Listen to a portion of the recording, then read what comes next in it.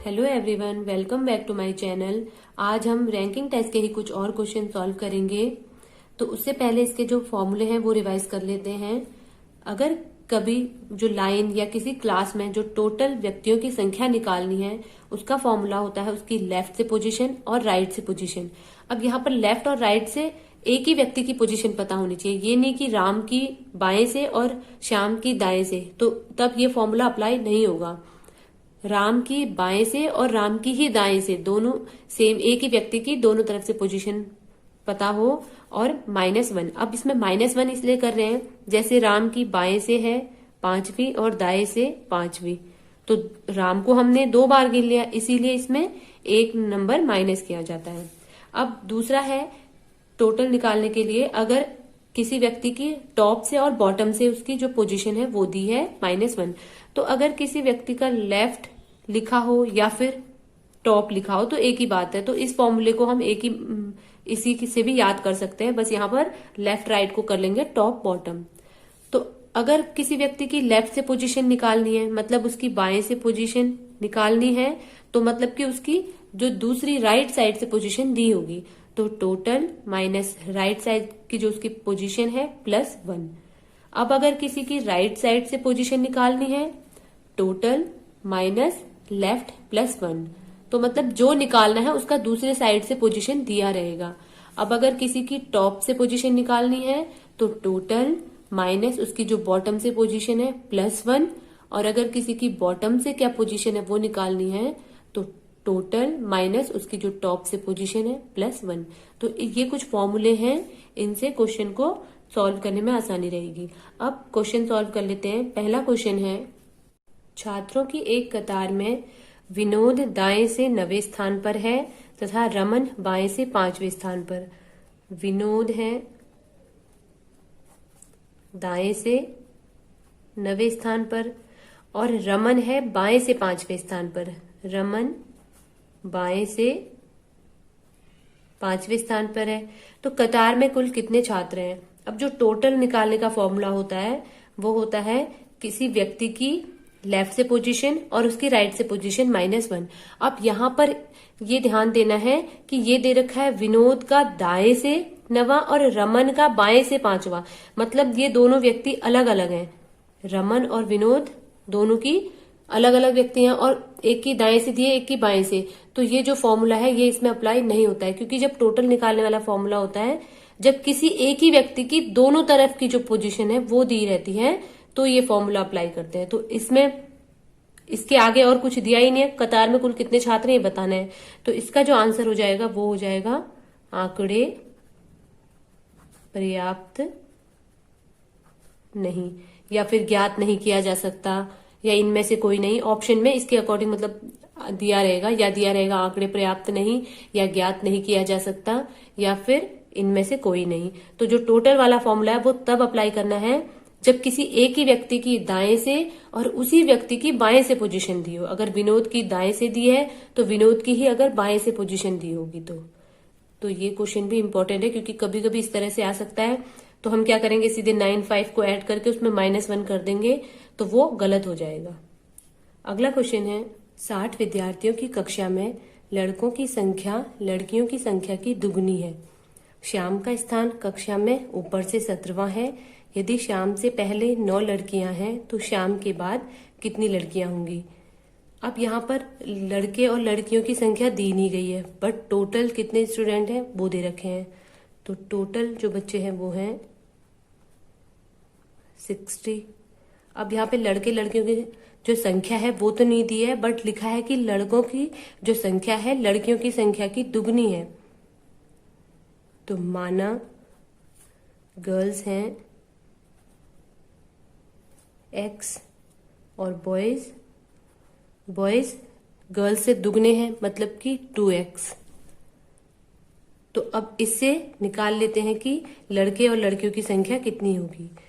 तो x + 2x = 60। Total जो 60 बच्चे हैं, 3x = 60, x = 60/3। तो ये आ गया 20। मतलब कि लड़कियों की संख्या हो गई 20, क्योंकि x की वैल्यू आई 20, तो मतलब कि इस क्लास में 20 तो लड़कियां हैं और लड़के हो गए 2 × 20 और लड़कों की संख्या हो गई 40। तो दुगने हो गए 20 लड़कियां, उसके दुगने लड़के 40 हो गए। अब इसमें बताना है कि श्याम के बाद कितनी लड़कियां होंगी। तो श्याम से पहले हैं 9 लड़कियां, श्याम से पहले हैं 9 लड़कियां, तो श्याम के बाद होंगी, अब टोटल तो 20 ही लड़कियां हैं उस क्लास में, 20 लड़कियां हैं, पहले 9 हैं, तो 9 को माइनस कर लेंगे, तो 20 में 9 माइनस करने पर मिलेगा 11।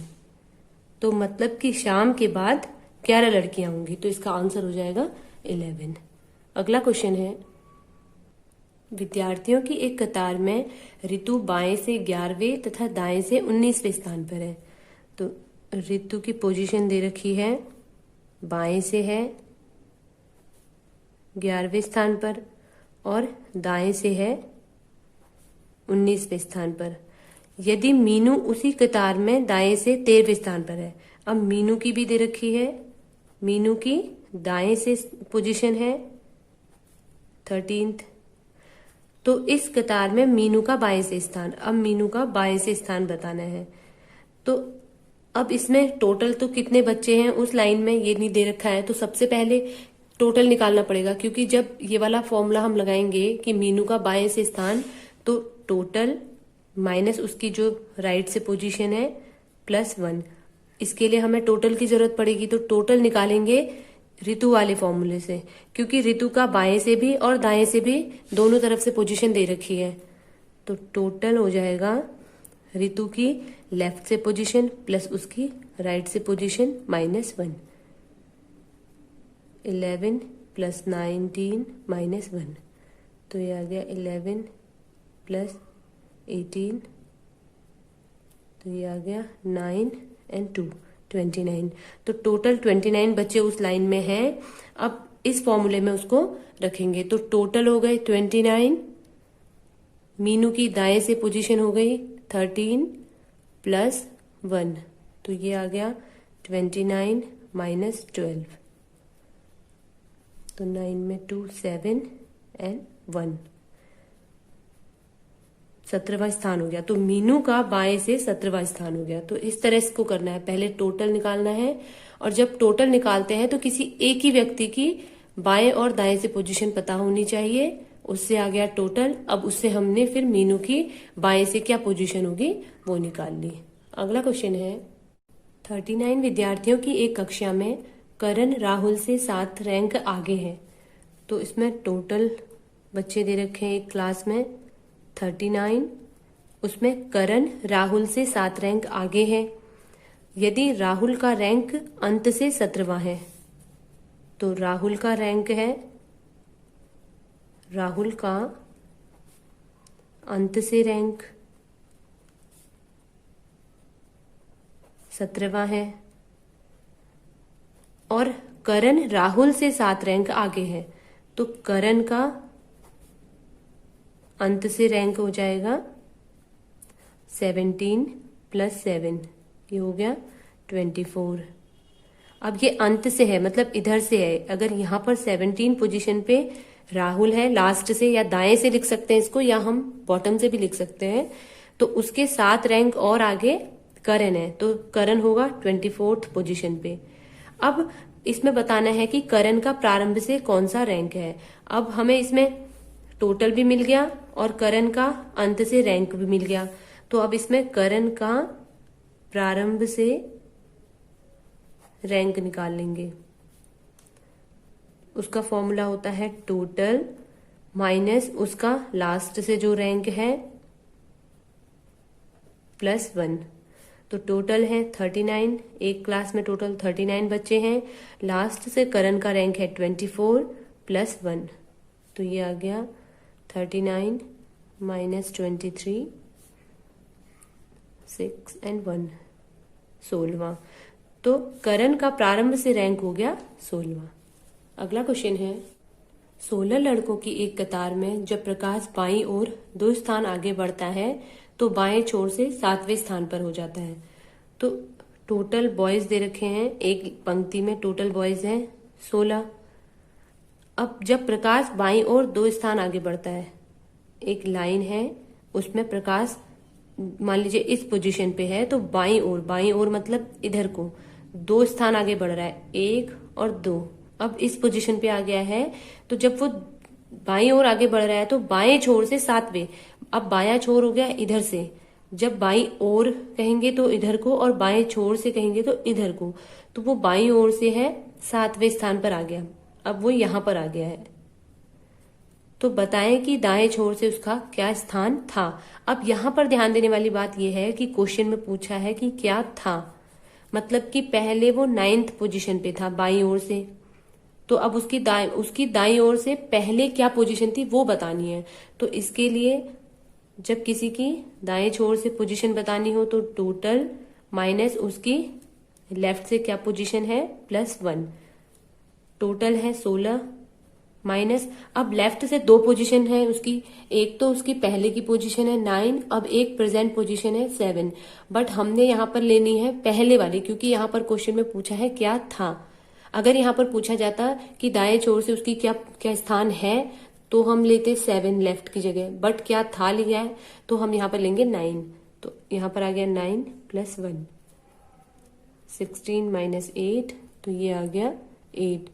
तो दाएं छोर से वो 8वें स्थान पर था पहले, बट अगर यहां पर पूछे कि दाएं छोर से कौन से स्थान पर है, तो टोटल माइनस यहां पर तब 7 लेंगे +1, 16 - 6 10th।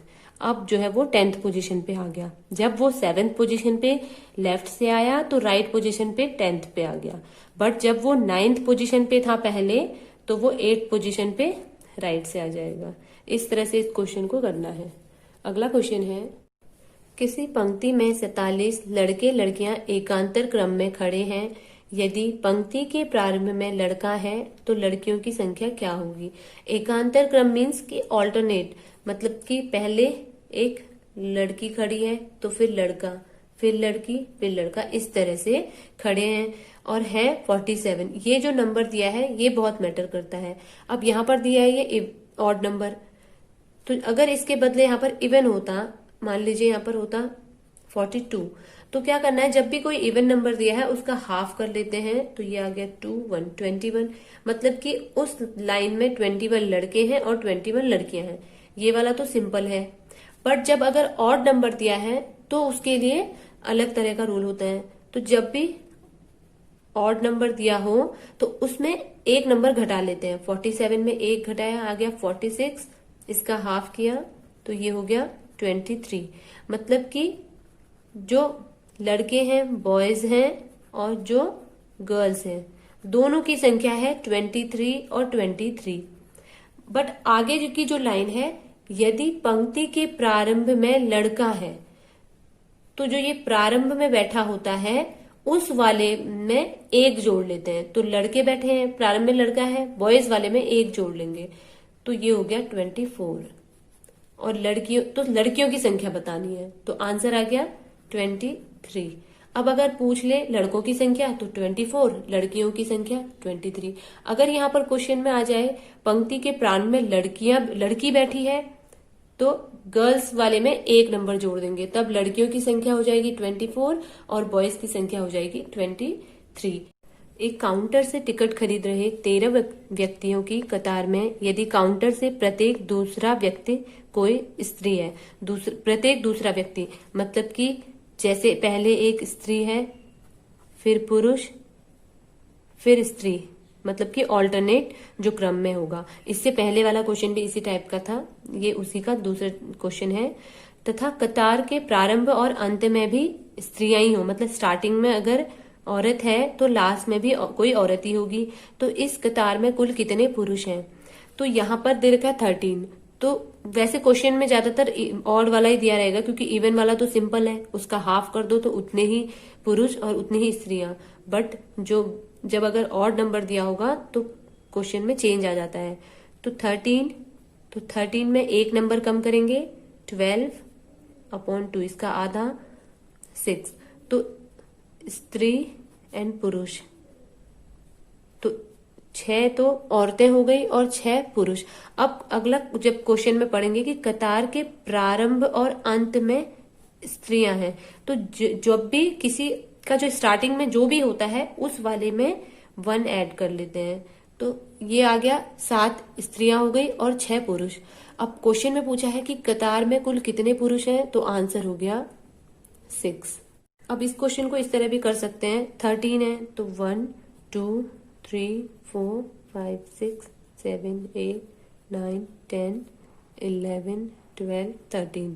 तो स्टार्टिंग में बैठी है कोई स्त्री बैठी है और लास्ट में भी स्त्री बैठी है, तो यहां पर आ गया पुरुष, मैन लिख लेते हैं, फिर women man, women man, women man, women. तो इस तरह से मतलब कि प्रत्येक दूसरा व्यक्ति, पहला ये हो गया, दूसरा वुमेन हो गई, तो प्रत्येक दूसरा व्यक्ति। तो इस तरह से करने पर भी पता चल जा रहा है। अब यहां पर हमें गिनना है कि पुरुष कितने हैं, तो पुरुष गिन लेते हैं, मैन 1 2 3 4 5 6, तो 6 इसमें आदमी हो गए। तो ये जो है ये लॉन्ग पड़ रहा है, ये सिंपल सा है कि जब भी ऑड नंबर दिया हो उसका उसमें से 1 नंबर कम करके उसका आधा, तो उतने ही लड़के उतने ही लड़कियां बांट लें और उसमें स्टार्टिंग में जो बैठा है उसमें 1 नंबर ऐड कर दें, तो उतने स्त्री और पुरुष। तो जो भी पूछा गया है उसको लगा लेंगे, अगर स्त्री पूछेंगे तो 7, पुरुष पूछेंगे तो 6, बट इस क्वेश्चन का आंसर है 6। अगला क्वेश्चन है, एक कतार में ए बाएं से 15वें स्थान पर एक लाइन है, उसमें ए जो है वो बाएं से है 15th पोजीशन पे, 15th पोजीशन पे ए है, और बी दाएं से 7वें स्थान पर, दाएं से बी जो है वो है 7th पोजीशन पे। इनके बीच में 3 व्यक्ति हैं, 1 2 3, इन दोनों के बीच हैं 3 लोग, और सी ए के तुरंत बाईं ओर, ए ये है, इसका बाईं हो गया इधर, तुरंत बाईं ओर है सी। बताइए कि सी का दाएं से कौन सा स्थान होगा। अब सी का दाएं से स्थान पूछा है इधर से, तो 7 तो पहले थे बी तक, 7 ये हो गए, फिर यहां से आ गया 1 2 3 लोग ये हो गए, और 1 ए हो गया और सी हो गया, तो 1 और 1, तो ये आ गया 10 और 12। तो सी का दाएं से स्थान हो गया 12वां। इस तरह से इस क्वेश्चन को सॉल्व करना है। अगला क्वेश्चन है, छात्राओं की एक पंक्ति में जूही का स्थान बाएं से 12वां और राखी का दाएं से 20वां है। तो जूही बाएं से है 12वें स्थान पर और राखी दाएं से है 20वें स्थान पर। यदि ये दोनों आपस में स्थान बदल लेते हैं तो राखी जो है, अब स्थान चेंज करने के बाद राखी बाएं से 12वें स्थान पर और जूही दाएं से 20वें स्थान पर। ये वाला पोजीशन इंटरचेंज वाला क्वेश्चन हम पार्ट 1 में भी कर चुके हैं, बट ये क्वेश्चन इंपॉर्टेंट है इसीलिए इसको एक क्वेश्चन और कर लेते हैं। तो जब ये दोनों आपस में पोजीशन इंटरचेंज कर रहे हैं तो जूही बाएं से 22वें स्थान पर आ गई, तो दाएं से 20वें पर है और बाएं से 22वें पर है। अब इस क्वेश्चन में बताना है कि पंक्ति में टोटल कितनी छात्राएं हैं। तो टोटल निकालने का फॉर्मूला होता है, जब किसी एक ही व्यक्ति का हमें राइट और लेफ्ट दोनों से पोजीशन पता हो। तो इसमें राखी का तो अब सिर्फ बाएं से पता है, बट जूही का बाएं से और दाएं से दोनों से पोजीशन पता है, तो हो जाएगा उसकी लेफ्ट से पोजीशन प्लस राइट से पोजीशन -1। तो ये आ गया 42 - 1 41। तो टोटल जो उस लाइन में छात्राएं हैं वो है 41। तो इस क्वेश्चन का आंसर हो गया 41। बट अगर कभी ये पूछ ले, क्योंकि इस तरह के क्वेश्चन में 3 तरह के क्वेश्चन बनते हैं, एक बनता है टोटल कितने हैं, या पूछ सकते हैं कि उन दोनों के बीच, जूही और राखी के बीच कितनी छात्राएं हैं। तो उसका एक फॉर्मूला होता है कि जिसकी परिवर्तित स्थिति दी है वो, तो इसमें जूही की परिवर्तित स्थिति दे रखी है, 22वें स्थान पर आ गई वो, और उसकी जो प्रारंभिक स्थिति है, प्रारंभिक अब इसमें ये वाली, ये स्टार्टिंग की जो पोजीशन है -1, तो ये आ गया 22 - 13, तो 22 में 13 माइनस करा तो 9। तो जूही और राखी के बीच में 9 लड़कियां हैं। अब इसको आप इस तरह से भी कर सकते हैं, राखी बाएं से है 12वें पे और जूही है 22वें पे। जब किसी दोनों का एक ही तरफ से पोजीशन पता हो तो पता चल जाएगा कि दोनों के बीच कितने हैं। तो 12 और 22, तो इनके बीच में 9 लड़कियां आ गई। अब इसमें 12 और 22 को नहीं गिनना है क्योंकि इस पोजीशन पे तो है, 12वें पे राखी है और 22वें पे जूही है, तो इनके बीच में 9 लड़कियां हो गई। तो इस तरह से इस क्वेश्चन को कर सकते हैं। अब ये एक क्वेश्चन ये पूछ सकते हैं कि राखी अब दाएं से कौन से स्थान पर है, तो दायां निकालने के लिए टोटल जो बच्चे हैं वो माइनस उसकी बाएं से स्थिति +1, तो इस तरह से उसको भी निकाल सकते हैं। इसके बाकी के क्वेश्चन हम अगले पार्ट में करेंगे और जो प्रीवियस ईयर में रैंकिंग टेस्ट से रिलेटेड क्वेश्चन पूछे गए उनको भी सॉल्व करेंगे। अगर ये वीडियो अच्छा लगा तो प्लीज लाइक कीजिएगा और चैनल को सब्सक्राइब कीजिएगा। Thanks for watching.